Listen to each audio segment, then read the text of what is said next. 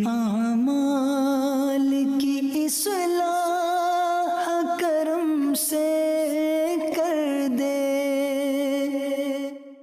الحمدللہ رب العالمین والصلاة والسلام علی سید المرسلین، اما بعد فاعوذ باللہ من الشیطان الرجیم، بسم اللہ الرحمن الرحیم۔ پڑھیے، الصلاة والسلام علیک یا رسول اللہ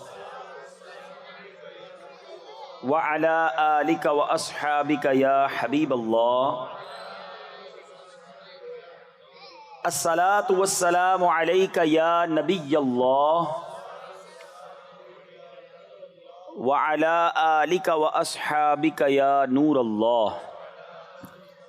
پیارے پیارے اسلامی بھائیوں اور مدنی چینل کے ناظرین، درود پاک پڑھنے کے بے شمار فضائل و برکات ہیں۔ فرمان آخری نبی رسول ہاشمی صلی اللہ تعالی علیہ وآلہ وسلم میرے آقا فرماتے ہیں، جو بندہ محبت اور شوق کے ساتھ 3 مرتبہ دن میں اور 3 مرتبہ رات کو مجھ پر درود پاک پڑھے، اللہ پاک پر حق ہے کہ اس کے اس دن اور اس رات کے گناہ معاف فرما دے۔ سبحان اللہ، سبحان اللہ، کتنا آسان ہے۔ 3 مرتبہ صبح، 3 مرتبہ شام۔ اب جو 100 مرتبہ پڑھتا ہے، 200 مرتبہ پڑھتا ہے، 313 بار پڑھتا ہے، اس کو کس قدر برکتیں ملتی ہوں گی۔ تو اللہ کرے کہ درود پاک ہم اپنی زندگی کا حصہ بنا لیں۔ تو اللہ کرے کہ ہم بس نبی پاک علیہ الصلوۃ والسلام کا ذکر کرتے رہیں، ان پر درود بھیجتے رہیں۔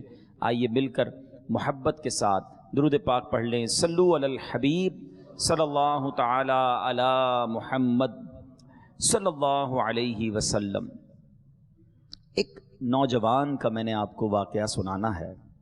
3 دن سے وہ نوجوان فاقے میں تھا، مجاہدہ نفس میں مشغول تھا، دشت و صحرا کے سفر کیا کرتا تھا کہ اب اس کو دریا میں بھوک بھی لگی تھی۔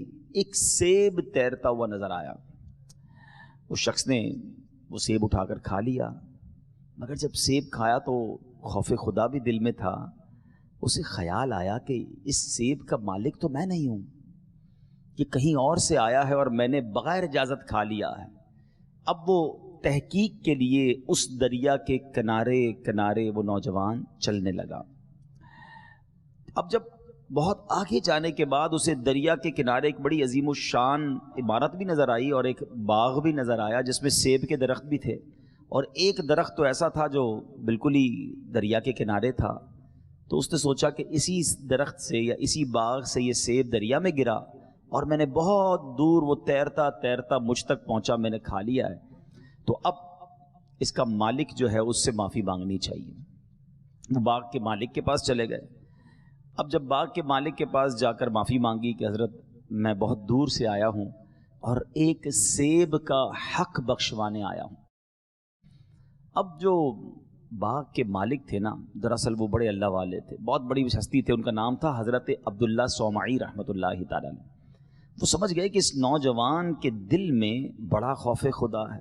آج کے دور میں تو لاکھوں روپے لوگ ہڑپ کر جاتے ہیں، اس دور میں بھی ایسے لوگ ہوں گے۔ یہ ایک سیب کا حق بخشوانے اتنا لانگ ٹریول کر کے میرے پاس آیا ہے، یہ بندہ اسپیشل ہے، اس کے اندر بڑا خوف خدا ہے۔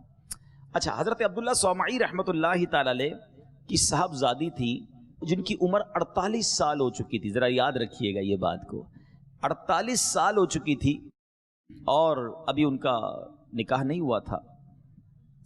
تو آپ نے پہلے تو اس نوجوان سے کہا کہ تم 12 سال تک پہلے میری خدمت کرو، پھر میں تمہیں معاف کروں گا۔ ایک سیب کا حق بخشوانے کے لیے امتحان کتنا بڑا کہ 12 سال تم نے میری خدمت کرنی ہے۔ اللہ اکبر! وہ نوجوان کیسا خوف خدا کے والا کہ 12 سال اس نے خدمت پوری کی۔ کہ حضور اب تو معاف کر دیں، اب تو ٹائم پورا ہو گیا۔ آپ نے فرمایا نہیں، ابھی میری ایک بیٹی ہے، تمہیں ایک اور بھی کام کرنا ہوگا، اور سنو اس میں 4 عیب ہیں۔ میری بیٹی آنکھوں سے اندھی ہے، پیر سے لنگڑی ہے، ہاتھوں سے لولی ہے، کانوں سے بہری ہے۔ تم نے اس سے شادی کرنی ہے۔ کیسا امتحان ہے! ایسی معذور لڑکی جس کے اوصاف بتائے جا رہے ہیں کہ وہ اندھی، لولی، لنگڑی ہے، 48 ایئرز 48 سال کی عمر بھی ہو چکی ہے، مگر وہ کمال کا نوجوان تھا، اس کو معلوم تھا کہ اگر کسی کا حق تلف ہوا ہے اور اس نے معاف نہ کیا تو قیامت کے دن رب بھی معاف نہیں فرمائے گا۔ ذرا سوچیں کہ یہ ہم سب لوگوں کے لیے کتنا بڑا درس ہے، اور خاص طور پر ان لوگوں کے لیے درس ہے جو کسی کا مال دبا لیتے ہیں، کسی کی زمین پر قبضہ کر لیتے ہیں، کاروبار میں ڈنڈی مارتے ہیں، جھوٹ بول کر کسی کے ساتھ دھوکہ کرتے ہیں۔ اچھا بعض اوقات یہ ذہن ہوتا ہے میرا کوئی بگاڑ تھوڑی سکتا ہے، کیا کر لے گا غریب آدمی، کیا بگاڑ لے گا میرا۔ یہ بہت بڑی بھول ہے جو یہ سمجھتا ہے نا کہ میرا کوئی کچھ نہیں بگاڑ سکتا۔ پچھلے دنوں میں نے ایک بڑا کمال کا جملہ سنا کہ انہوں پنجابی میں کہا کسی نے کہ تندرست اور تگڑے آدمی سے نہ ڈرو، ماڑے آدمی سے ڈرو۔ یہ جو کمزور ہوتا ہے نا اس سے زیادہ ڈرنا چاہیے۔ تو پوچھا گیا کہ کیوں؟ تو کہا کمزور جب ہاتھ اٹھاتا ہے نا، جب اللہ کو پکارتا ہے تو اس کی قدرت اس کے ساتھ ہو جاتی ہے، رحمت اس کے ساتھ ہو جاتی ہے، پھر ظالم کا ٹھکانہ نہیں بچتا۔ تو وہ لوگ جو یہ سمجھتے ہیں کہ میرا کوئی کچھ نہیں بگاڑ سکتا، یاد رکھو جب مظلوم اللہ کی بارگاہ میں فریاد کرتا ہے نا، پھر ظالم کو وہ پکڑ ملتی ہے، پھر ظالم پر وہ عذاب ہوتا ہے، دنیا میں بھی وہ برباد ہوتا ہے، اور آخرت کا حساب تو پھر بڑا ہی نرالا ہے۔ سیدی اعلیٰ حضرت امام اہل سنت فرماتے ہیں کہ جو کسی کے 3 پیسے جان بوجھ کر دبا لے، میں 3 لاکھ روپے کی بات نہیں کر رہا، میں 30,000 روپے کی بات نہیں کر رہا، میں 3 کروڑ روپے کی بات نہیں کر رہا، 3 پیسے، امام اہل سنت فرماتے ہیں اس بندے کو 700 مقبول با جماعت نمازیں دینی پڑ جائیں گی 3 پیسے کے بدلے۔ اب سوچے وہ شخص جو لوگوں کے حق دباتا۔ اچھا کچھ لوگ کہتے ہیں یار سامنے والا بھول گیا ہے، اس کو تو یاد ہی نہیں ہے۔ ارے اس کو یاد نہیں ہے مگر تمہیں لوٹانا ہوگا۔ تو اے میرے پیارے اسلامی بھائیوں، وہ نوجوان پہلے تو 12 سال خدمت کی، پھر ایسی لڑکی سے، ایسی عورت سے شادی کے لیے بھی تیار ہو گیا، نکاح ہوتا ہے۔ یہ نوجوان جب اپنے کمرے میں جاتا ہے تو گھبرا جاتا ہے کہ اندر تو نہایت ہی خوبصورت دوشیزہ موجود ہیں، کوئی بیماری نہیں، کوئی اندھی نہیں، کوئی لنگڑی نہیں، کان بھی ٹھیک ہیں۔ گھبرا گئے، حضرت عبداللہ صومعی کے پاس آئے تو آپ نے کہا نہیں بیٹا، یہی میری بیٹی ہے، تمہاری دلہن یہی ہے۔ دراصل میری بیٹی کی میں نے بہت خوب اچھے طریقے سے تربیت کی ہے۔ میں نے جو کہا نا یہ اندھی ہے، یہ اس لیے کہا تھا کہ میری بیٹی نے کبھی حرام دیکھا نہیں ہے۔ جو میں نے کہا یہ بہری ہے، یہ میں نے اس لیے کہا کہ اس نے کبھی حرام سنا نہیں ہے۔ جو میں نے یہ کہا کہ وہ لنگڑی ہے، وہ اس لیے کہا کہ اس نے کبھی پیر حرام کی طرف بڑھائے نہیں ہے۔ ہاتھ کے بغیر والی اس لیے کہا کہ ہاتھ حرام کی طرف اٹھے ہی نہیں۔ میرے بیٹا یہ تمہاری ہی زوجہ ہے، جاؤ زندگی اچھے انداز میں اس کے ساتھ گزارو۔ ذرا سوچئے گا یہ جوڑا کیسا تھا کہ ایک طرف ایسی پاک نیک عورت ہے، اس قدر پارسا خاتون ہیں، اور دوسری طرف جو نوجوان، ان کا نام کیا تھا؟ ان کا نام سیدنا ابو صالح محمد رحمت اللہ تعالی علیہ، یہ وہ تھے۔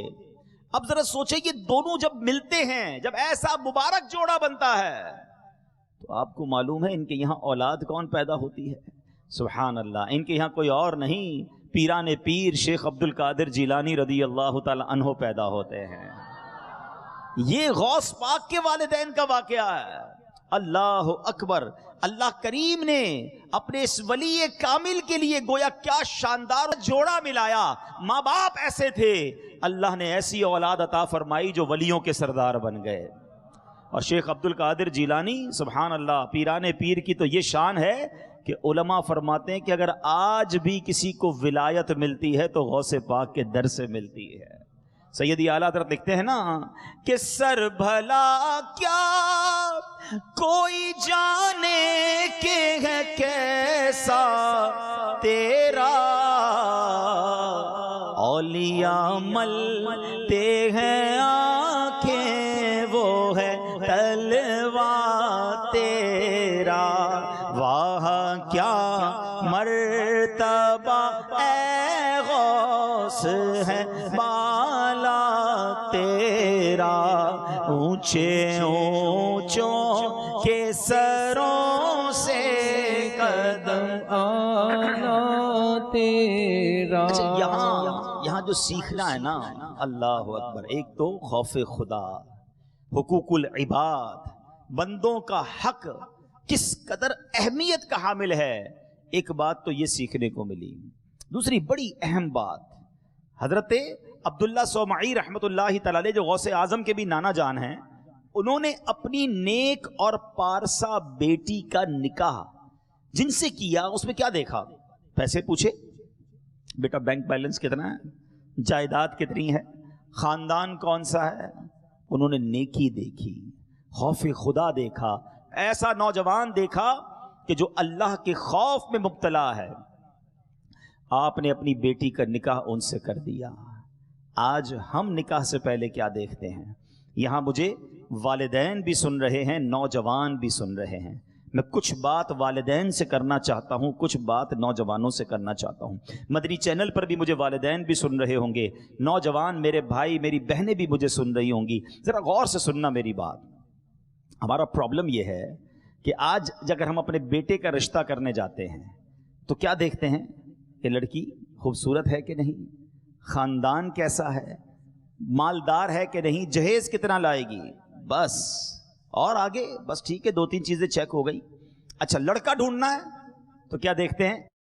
کماتا کتنا ہے، کوئی بری عادت تو نہیں۔ اچھا بری عادت میں ہمارے نزدیک بری عادت کون سی ہے جو دنیا والے بری سمجھتے ہیں؟ شرابی تو نہیں ہے، جواری تو نہیں، ہیروئنچی تو نہیں، نشئی تو نہیں، ٹھیک ہے یہ بھی گناہ ہے، مگر کیا نماز نہ پڑھنا کوئی برائی نہیں ہے؟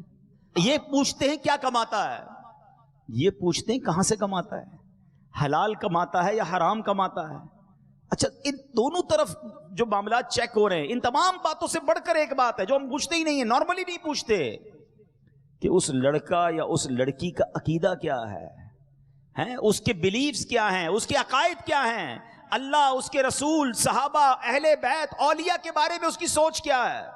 یہ اتنی بڑی مسٹیک ہے کہ جناب ہم نے دیکھا کہ کسی والد نے اپنی بیٹی کی شاندار تربیت کی، پردہ بھی کروایا، اللہ، اس کے رسول، صحابہ، اہل بیت، اولیاء کرام کی محبت اس کے دل میں ڈالی، غوث اعظم رضی اللہ تعالی عنہ کا اس کو مرید بھی بنایا اور اس کے دل میں غوث پاک کی محبت بھی ڈال دی، مگر شادی کرتے وقت یہ نہ دیکھا کہ وہ لڑکے والے جن کے یہاں میں بڑا خاندان تو دیکھ رہا ہوں، اس کی گاڑی اور بنگلہ تو دیکھ رہا ہوں، اس لڑکے کی آمدنی تو دیکھ رہا ہوں، یہ نہ دیکھا کہ وہ دین میں کیسے ہیں۔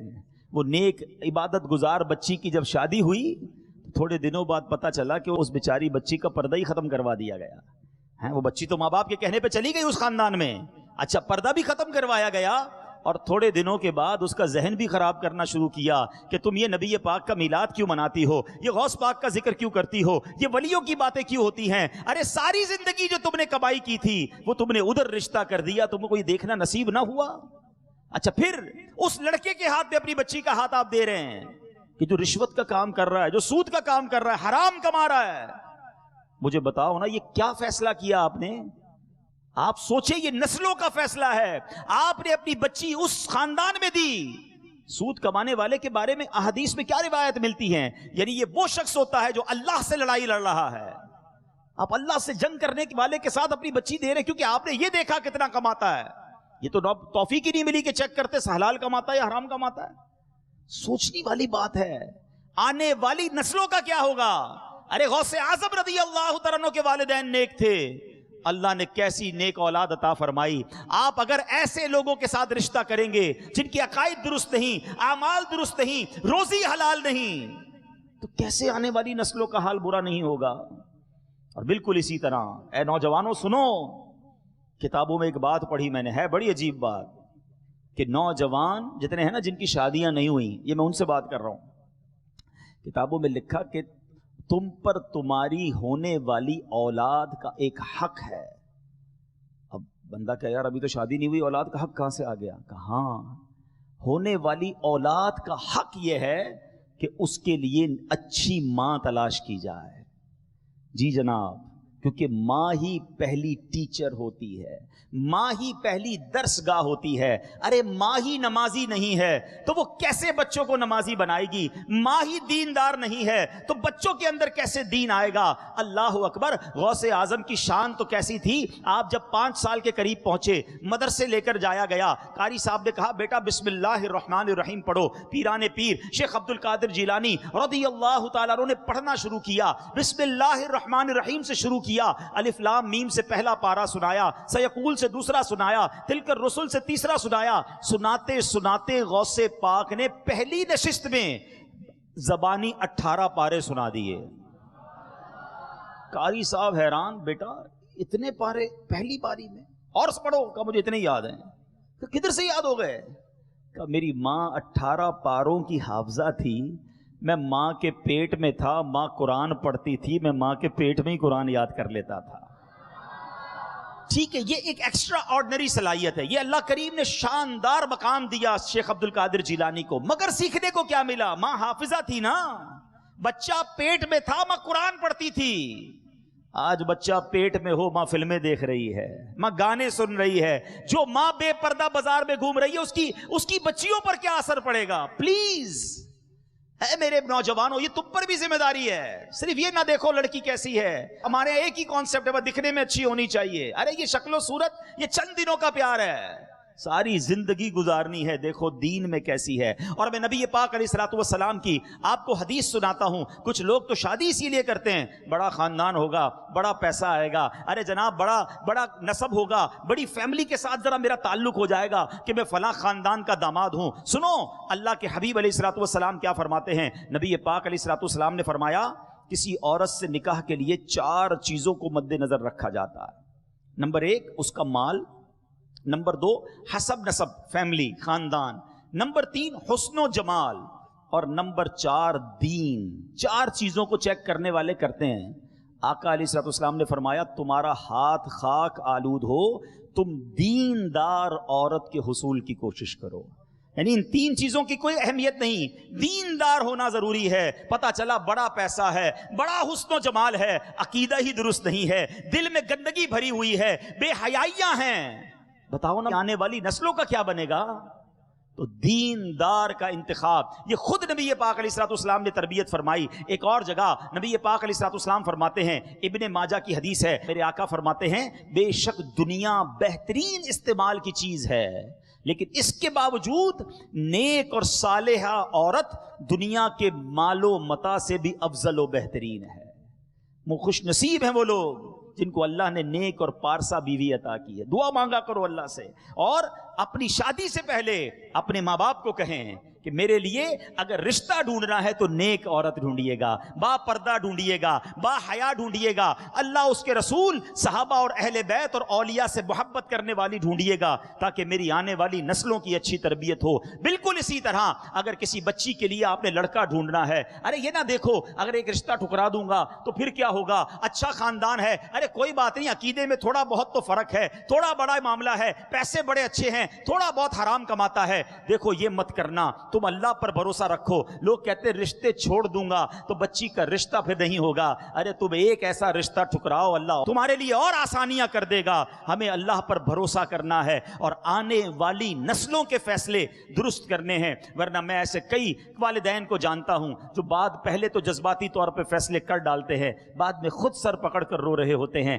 تو غوث اعظم رضی اللہ تعالیٰ عنہ سے محبت کرنے والوں, یہ خاندان غوث پاک کا واقعہ سنایا ہے میں نے, غوث پاک کے والدین کا واقعہ سنایا ہے کہ آپ کے نانا جان نے کیا شاندار انداز اپنایا تھا یہ رشتہ کرنے کا. دوسری بات جو اس واقعے سے سیکھنے کو ملتی ہے, یہ بھی والدین کے لیے ہے, کہ اگر ہم نیک ہوں گے نا تو ہمارے بچے نیک ہوں گے.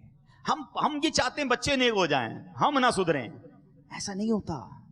ماں باپ کو پہلے سدھرنا پڑے گا, ماں باپ کو اپنی عادتیں بہتر کرنی پڑیں گی. اگر آپ چاہتے ہیں آپ کی اولاد نیک بنے تو فرسٹ آف آل ہمیں اپنے آپ کو درست کرنا پڑے گا. وہ والد کیسے امید رکھتا ہے کہ میں 5 ٹائم نماز نہ پڑھوں, صرف جمعے کی نماز پڑھوں اور میرا بیٹا 5 وقت کا نمازی بن جائے, خود شراب پیتا ہو اور کہے میرا بچہ نیک بن جائے. وہ ماں کیسے امید رکھتی ہے خود بے پردہ گھومے اور کہے میری بچی با پردہ ہو جائے. نہیں جناب, ہمیں بدلنا ہوگا. بچے انسپریشن لیتے ہیں, بچے پہلے ماں باپ کو دیکھتے ہیں. میں آپ کو مثال کے ذریعے سمجھا دیتا ہوں. دیکھیں جس گھر میں نماز ہوتی ہے, دادا دادی نماز پڑھتے ہوں, نانا نانی نماز پڑھتے ہوں, آپ نے دیکھا ہوگا چھوٹے چھوٹے بچے بھی نماز پڑھ رہے ہوتے ہیں. وہ جا نماز بچھائیں گے, ابو کے ساتھ آ کے چھوٹا بیٹا کھڑا ہو جائے گا. چھوٹی بچی جس کو دوپٹہ باندھنا بھی نہیں آتا, وہ دوپٹہ باندھے گی, امی جان یا نانی جان کے ساتھ پڑھنا شروع کر دے گی. کیوں؟ وہ جو دیکھتے ہیں وہ اپناتے ہیں. اب گھر میں نماز کی بجائے گانے باجے ہوں, ہیں، گھر فلمیں ڈرامے ہوں، گھر میں گالی گلوچ ہو، گھر میں برے کام ہو، ان کے بچوں پر کیا اثر ہوتا ہے؟ ان کے بچے باہر گالیاں دے رہے ہوتے ہیں، ان کے بچوں پر انسپریشن ہی یہی ہوتی ہے. تو پلیز اگر آپ چاہتے ہیں، اور ہمیں چاہنا پڑے گا، ہاں یہ بھی میں آپ قرآن کی آیت سنانے جا رہا ہوں، یہ والدین کی ذمہ داری ہے اپنے بچوں کی اچھی تربیت کرنا، اور یہ حکم قرآنی ہے. اللہ کریم قرآن مجید فرقان حمید میں ارشاد فرماتا ہے، یا ایھا الذین آمنوا قوا انفسکم واہلیکم نارا وقودھا الناس والحجارہ علیہا ملائکۃ غلاظ شداد لا یعصون اللہ ما امرہم ویفعلون ما یؤمرون. اے ایمان والو، اپنی جانوں اور اپنے گھر والوں کو اس آگ سے بچاؤ جس کے ایندھن آدمی اور پتھر ہیں. اس آگ سے بچانے کا حکم دیا گیا ہے ہمیں. آگے فرمایا اس پر سخت کرے یعنی طاقتور فرشتے مقرر ہیں جو اللہ کا حکم نہیں ٹالتے اور جو انہیں حکم ہو وہی کرتے ہیں. جب یہ نبی پاک علیہ الصلوۃ والسلام نے یہ آیت صحابہ کے سامنے تلاوت کی نا، تو صحابہ نے عرض کی، یا رسول اللہ صلی اللہ تعالی علیہ وسلم، ہم اپنے اہل و عیال کو جہنم کی آگ سے کیسے بچا سکتے ہیں؟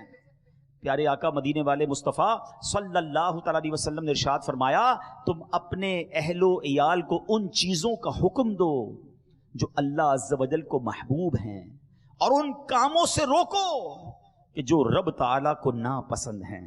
تو حتی المقدور اپنی پوری کوشش کرنی ہے اپنی اولاد کو گناہ سے بچانے کی، انہیں نیکی کا راستہ دکھانے کی. مگر یہاں ایک اور بات بھی سمجھنی ہے، اولاد کی تربیت تو کرنی ہے لیکن والد پر لان نہیں کر سکتے، تان نہیں کر سکتے. اگر کسی کا بیٹا جو ہے وہ فرما بردار نہیں بنتا، کسی کا بیٹا نمازی نہیں بنتا، تو کہیں یار یہ دیکھو باپ خود تو نمازی بیٹے کو نمازی نہیں بنا سکا.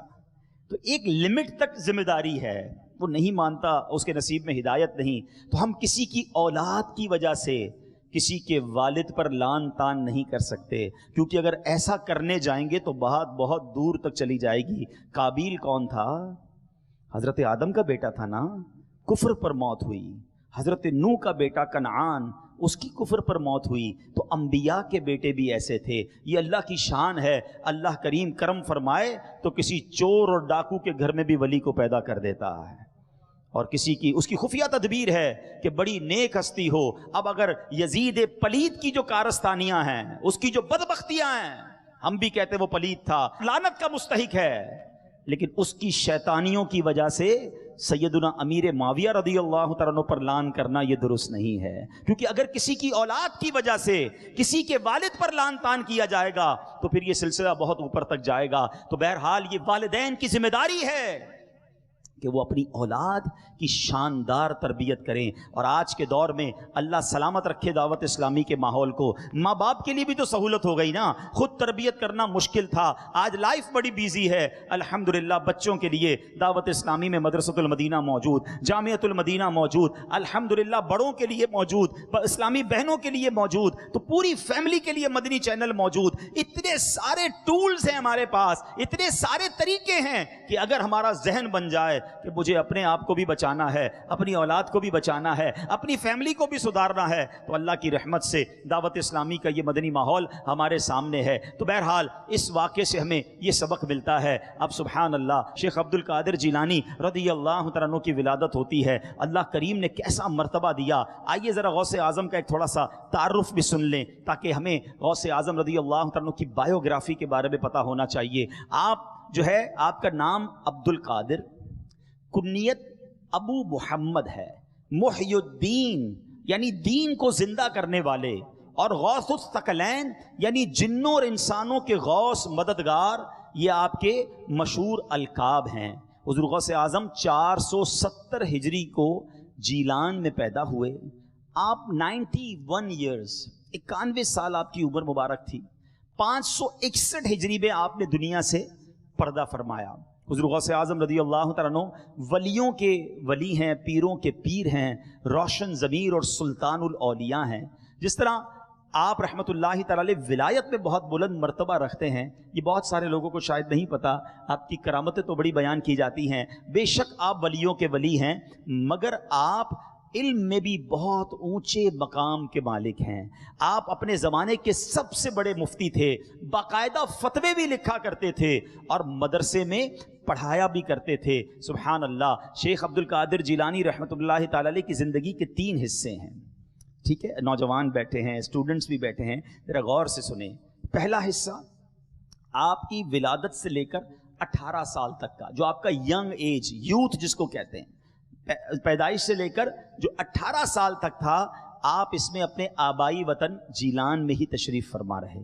جو دوسرا حصہ تھا 18 سال سے لے کر 51 سال تک, یہ آل ٹوگیدر 33 سال مزید بنتے ہیں.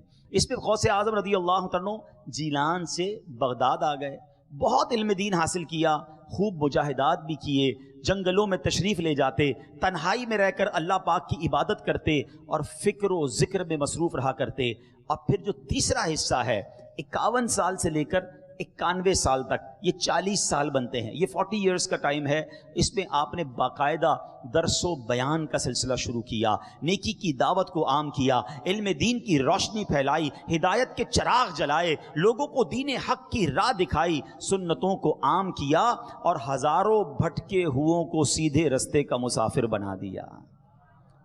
اچھا, یہ بڑا کمال کا غوث پاک رضی اللہ عنہ کی زندگی کا ایک یوں سمجھیے کہ خوبصورت سا جائزہ ہے. جیلان میں 18 سال جب ہو گئے نا, تو آپ نے اپنی والدہ سے کہا کہ ماں جی اب میں بغداد جانا چاہتا ہوں اور علم دین حاصل کرنا چاہتا ہوں. کیسے ماں باپ تھے, پہلے ہی سے تربیت شاندار تھی, نیک اور پارسا تو پہلے ہی تھے, بیٹے کو روکا نہیں. یہ ان والدین کے لیے درس ہے کہ بچہ جب نیکی کے راستے پہ جاتا ہے تو اس کو روکنے لگتے ہیں. ارے بیٹا اتنا دین میں نہ جاؤ, ابھی سے داڑھی کہاں رکھو گے, ابھی سے کہاں تم دین کے کاموں میں اتنے آگے جا رہے ہو, ابھی تو زندگی گزارنی ہے. بچہ دین کی طرف بڑھتا ہے. کیسے بد قسمت ہیں وہ ماں باپ جن کے دل میں تشویش بڑھتی ہے.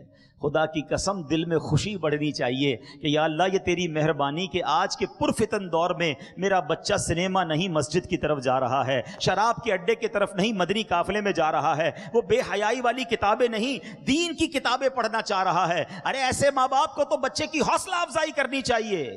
مگر ہمارے پاس ایسے واقعات آتے ہیں کہ بچہ نیک بننا چاہتا ہے, ماں باپ دل توڑ رہے ہوتے ہیں, ماں باپ سختی کر رہے ہوتے ہیں. سنو آپ کی ماں نے کیا کہا, کہ بیٹا ضرور جاؤ مگر اب ہماری تمہاری ملاقات محشر کے میدان میں ہوگی.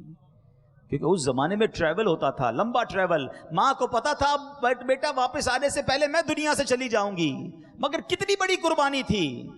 ماں نے نصیحت کیا کی کہ بیٹا ہر حال میں سچ بولنا ہے. بیٹا چلا گیا, کچھ پیسے بھی دیے ماں نے, کرتے بھی سی کر. اس زمانے میں تو قافلے روڈوں پہ جاتے تھے, ڈاکو بھی ڈاکہ مارتے تھے, تو پیسے 40 دینار کے قریب آپ کو آپ کے کپڑے کے اندر سی کر دے دیے. قافلہ جیسے ہی آگے گیا, کچھ راستے میں رات ہوئی تو ڈاکوؤں نے حملہ کر دیا, سارے قافلے کے پیسے جو ہے وہ چھین لیے. 18 سال کے آپ نوجوان تھے, ڈاکوؤں کو امید تو نہیں تھی کہ اس نوجوان کے پاس کچھ پیسے ہوں گے, مگر کسی نے پوچھ لیا بتاؤ اے نوجوان تمہارے پاس کیا ہے. آپ نے کہا 40 دینار ہیں. اچھا 40 دینار کہاں ہیں؟ یہ کپڑے کے اندر چھپے ہوئے ہیں, سلے ہوئے ہیں. عجیب نوجوان ہے, پیسے بھی بتا رہا ہے, جگہ بھی بتا رہا ہے کہاں چھپا کے رکھے ہیں. سردار کو بلایا کہ سردار ایک نوجوان عجیب سی باتیں کر رہا ہے, کہتا ہے کپڑے میں پیسے چھپے ہوئے سلے ہوئے بھی ہیں. سردار آیا کہ نوجوان کتنے پیسے؟ کا 40 دینار. کہاں ہیں؟ بولے لباس میں سلے ہوئے ہیں. کہ نوجوان لوگ تو ہم سے مال چھپاتے ہیں, تم خود ہی بتا رہے ہو, کیا وجہ ہے؟ اللہ اکبر. دیکھو سچے کی زبان سے جب بات نکلتی ہے تو کیسا اثر رکھتی ہے. شیخ عبد القادر جیلانی فرماتے ہیں کہ میری ماں نے بس مجھ سے ایک وعدہ لیا تھا کہ بیٹا ہر حال میں سچ بولنا. آپ نے سوال کیا, میں نے بتا دیا, پیسے ادھر پڑے ہوئے ہیں. اب مجھے ایک بات بتائیے, غوث اعظم نے کوئی بیان نہیں کیا ہے, کوئی روایتیں آیتیں نہیں سنائی, صرف آپ نے سچ بولا. اللہ اکبر. وہ سچی زبان سے جب وہ جملے نکلے نا تو وہ ڈاکوؤں کے سردار کے دل میں پیوست ہو گئے. وہ ڈاکوؤں کا سردار کہتا ہے, زارو کتار رونے لگا, اپنے ساتھیوں سے کہتا ہے ذرا دیکھو یہ نوجوان نے اپنی ماں سے ایک وعدہ کیا ہے, یہ اس وعدے کو پورا کر رہا ہے. ارے میں تو رب سے کیے ہوئے روز وعدے پامال کر رہا ہوں, میں قیامت کے دن اپنے رب کی بارگاہ میں کیا جواب دوں گا. ڈاکوؤں کا سردار رونے لگا, اپنے ڈکیتی سے توبہ کی, سارے قافلے والوں کا مال واپس کر دیا. ارے صرف شیخ عبد القادر جیلانی کا نہیں, پورے قافلے والوں کا مال سلامت رہ گیا. کیا سیکھنے کو ملا؟ سچ کو آنچ نہیں ہے. ہاں لوگ کہتے ہیں یار جھوٹ بولو تو ہی کام بنے گا. نہیں جناب، بنے گا نہیں، بگڑے گا. سچا جو ہے وہ اللہ کو بڑا پسند ہے. سچائی یہ اولیاء کا طریقہ ہے، یہ نبی پاک کا طریقہ ہے. مجھے ایک بات بتاؤ نا، نبی پاک علیہ الصلوۃ والسلام نے 40 سالہ زندگی جب گزاری تھی اور مکے کے لوگوں میں اب اعلان نبوت کا وقت آیا تھا، اس وقت میرے آقا صفا کی پہاڑی پر کھڑے ہو کر آپ نے ایک عظیم الشان اعلان کیا تھا، اے لوگوں بتاؤ میں کون ہوں. یہ کیسا اعلان ہوتا ہے؟ یہ بڑا ڈیفیکلٹ ہوتا ہے. اپنے ساتھ رہنے والوں کے سامنے یہ پوچھ لینا کہ مجھے بتاؤ میں کون ہوں، تو پھر لوگوں کو بڑی باتیں پتہ ہوتی ہیں. مگر میرے آقا کی شان دیکھو، 40 سال ان خون خوار لوگوں کے درمیان رہے تھے، مگر سب کی زبان پر ایک ہی جواب تھا، آپ امین ہیں، آپ صادق ہیں، آپ امانت دار ہیں، آپ سچے ہیں. ایک بات تو بتاؤ، بے حد محبت ہے آقا سے، بڑی محبت ہے غوث اعظم سے. آقا امین ہیں، غوث پاک سچے ہیں، اور یہ نبی پاک کو ماننے والا غوث پاک کا دیوانہ کیسے جھوٹ بول دیتا ہے؟ اپنے بارے میں سوچو، کیسے فیضان ملے گا مصطفیٰ کریم علیہ السلام کا؟ کیسے غوث اعظم کی سچی غلامی کا دعویٰ کر سکتے ہیں ہم کہ اگر زبان پہ جھوٹ ہے تو؟ یاد رکھیے میرے پیارے اسلامی بھائیوں، ہمیں صرف سچ بولنا ہے. ہمارے آقا تو وہ ہیں جن کے بارے میں بریلی کے تاجدار لکھتے ہیں نا، سچی بات سکھاتے یہ ہیں، سیدھی راہ چلاتے یہ ہیں. ارے سچی بات سکھانے والے آقا ہیں، اور نبی پاک کا غلام کہلانے والے کی زبان پہ جھوٹ. اچھا جھوٹ بھی اب اتنا آ گیا ہے کہ پہلے تو لوگ کبھی کبھی جھوٹ بولتے تھے. لوگ بتاتے ہیں پہلے کبھی کبھی کوئی جھوٹ بولتا تھا، اب تو ایسا لگتا ہے کوئی کبھی کبھی سچ بولتا ہے. ہر بات میں جھوٹ، دوستوں کو ہنسانے کے لیے جھوٹ، کاروبار میں مال بیچنا ہے تو جھوٹ، مال خریدنا ہے تو جھوٹ، پیسے دینے نہیں ہے تو جھوٹ، ہر بات میں جھوٹ. مذاق بن گیا جھوٹ، تو اس کو کوئی بڑا گناہ سمجھتا ہی نہیں ہے. اللہ اکبر. روایتوں میں آتا ہے جب بندہ ایک جھوٹ بولتا ہے نا، اس کے منہ سے ایسی بدبو نکلتی ہے کہ اس کے منہ کی بو سے فرشتے 1 میل دور ہو جاتے ہیں. اب سوچو، جھوٹ بول بول کر فرشتے تو دور کر دیے ہیں، رحمت کے فرشتے تو ہو گئے دور.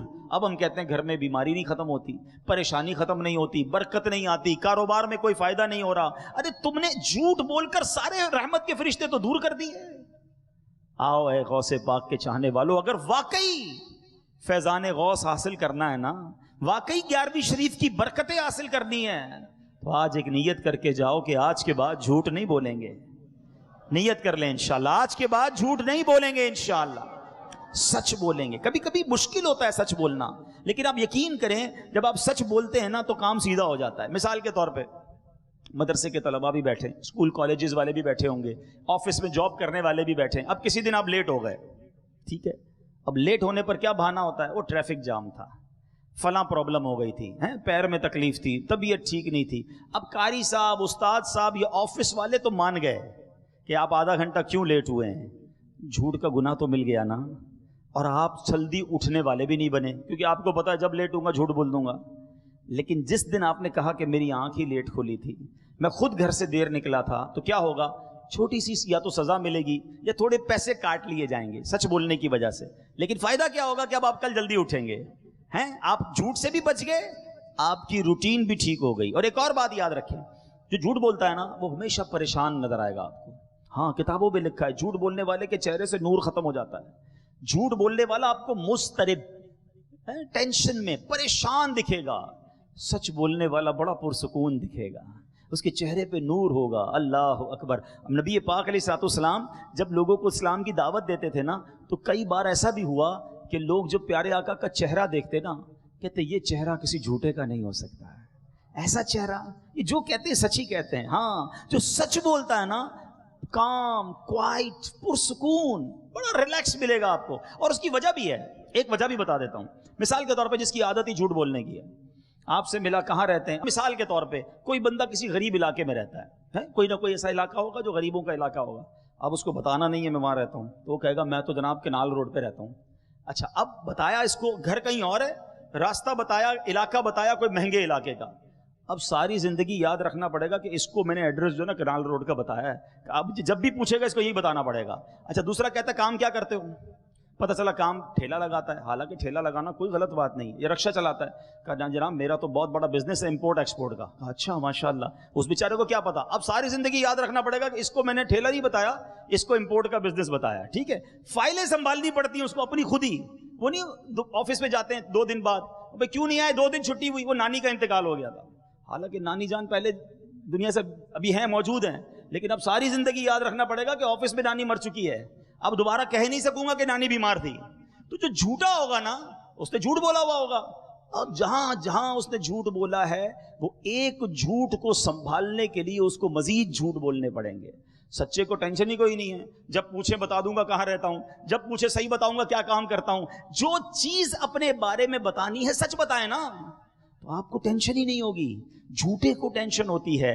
اللہ کرے آج یہ جھوٹ کی لعنت ہمارے اندر سے دور ہو جائے۔ اپنے بچوں کو بھی یہ حوصلہ دیا کرو، ہاں اپنے بچوں کو کہہ دیں کہ بیٹا کوئی غلطی ہو گئی مجھے بتا دینا، جھوٹ مت بولنا، اور وہ غلطی کر کے سچ بولے نا تو اس کو بہت زیادہ صدمات دیں، اس کو اتنا مت ڈانٹے کہ آئندہ پھر جھوٹ بولنے لگے، اس کو اس بات کی شاباش دے کہ چلو کم از کم تم نے سچ بات تو بتائی، تاکہ بچپن سے بچہ سچا بنے۔ غوث اعظم کی ماں نے کہا تھا بیٹا ہر حال میں سچ بولنا۔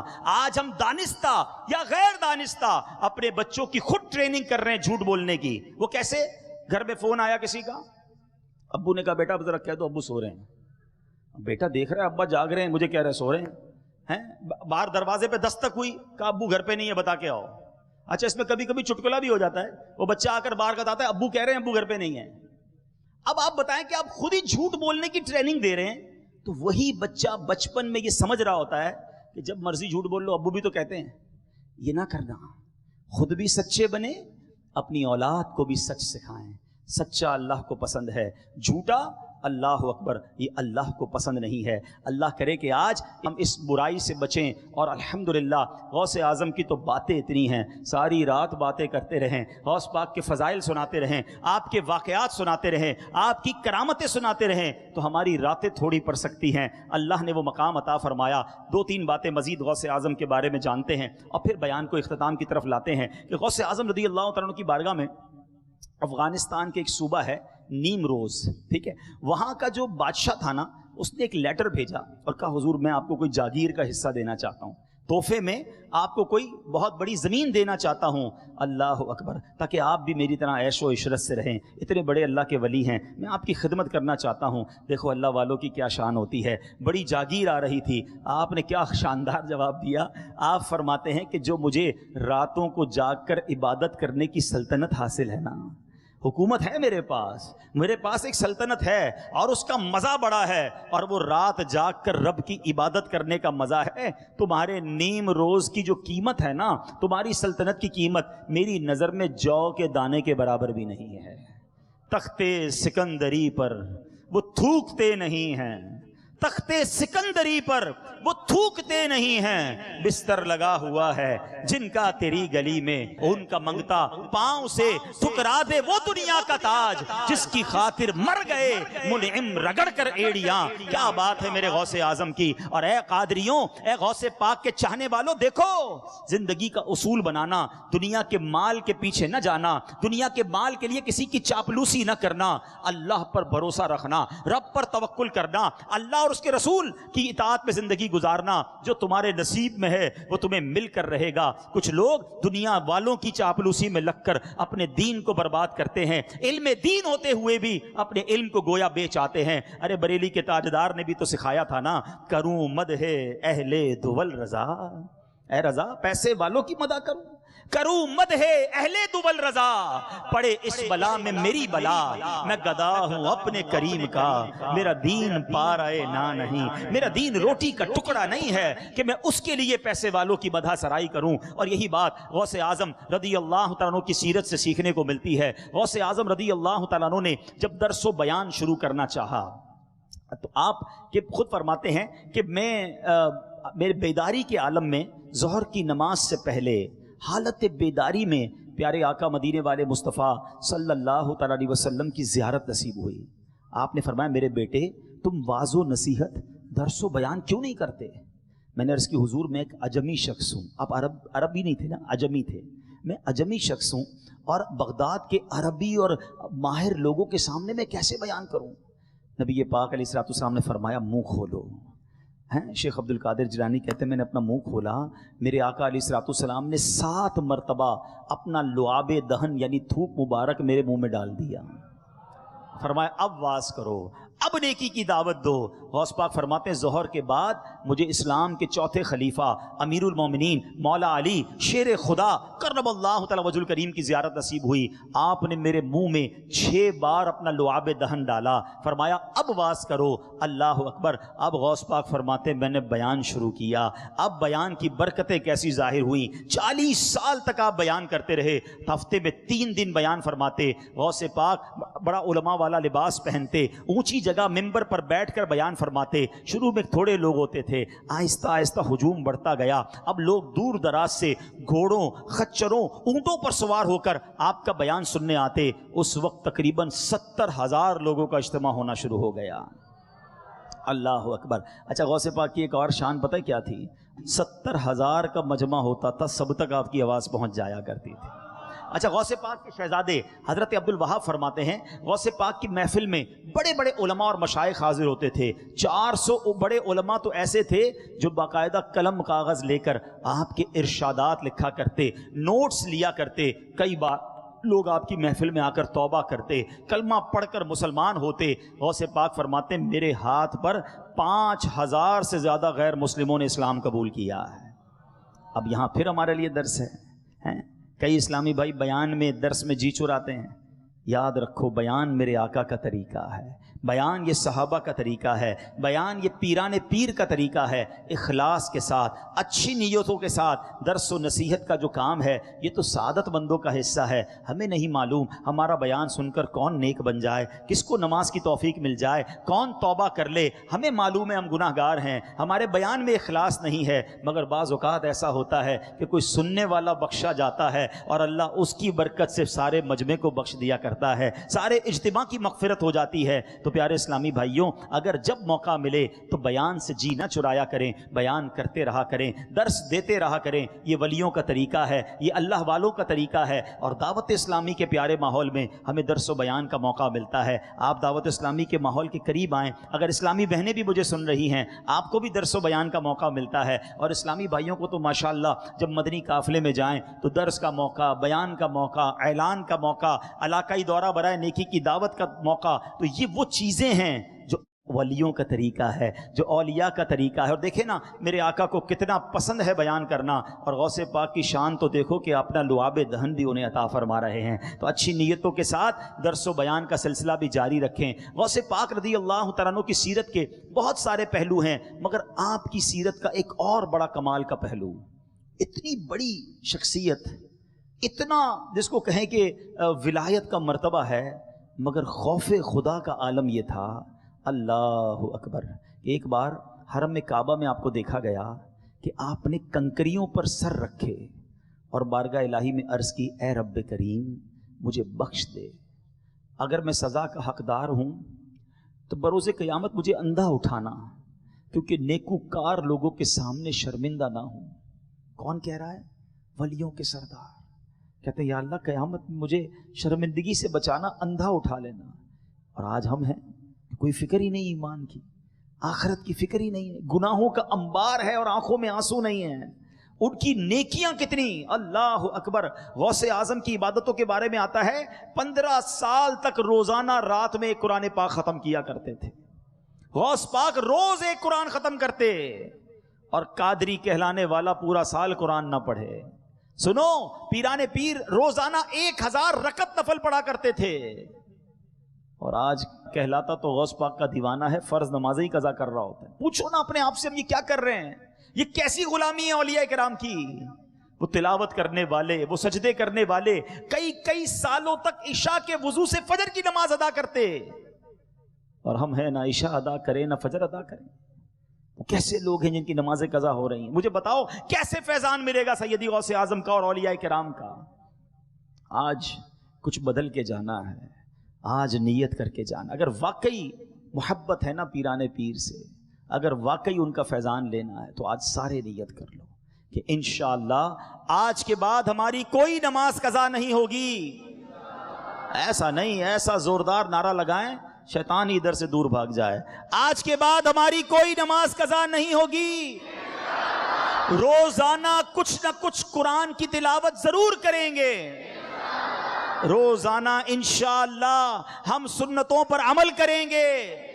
فلمیں ڈرامے نہیں دیکھیں گے, گانے باجے نہیں سنیں گے انشاءاللہ. اب نیتیں تو ہو گئی, اب اگر اپنی نیتوں پر استقامت چاہتے ہیں نا, پرماننٹ بننا چاہتے ہیں, تو اب دعوت اسلامی کے ماحول کو تھام لیجیے. کیا پیارا ماحول ہے, اولیاء کا فیضان دکھاتا ہے, صحابہ کا فیضان بتاتا ہے, نبیوں اور ولیوں سے محبت سکھاتا ہے, نبی پاک کی محبت کے جام پلاتا ہے. اس ماحول میں رہیں گے تو نیک بن جائیں گے.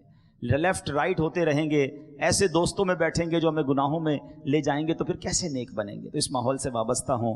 ہر جمعرات اجتماع میں آئیں, مدنی قافلوں میں سفر کریں, مدنی چینل دیکھتے رہیں. انشاءاللہ ہمارے دل کی دنیا بھی بدل جائے گی. اللہ کریم مجھے اور آپ کو عمل کرنے کی توفیق عطا فرمائے. صلو علی الحبیب صلی اللہ تعالی علی محمد صلی اللہ علیہ وسلم. میرے اعمال کی اصلاح کرم سے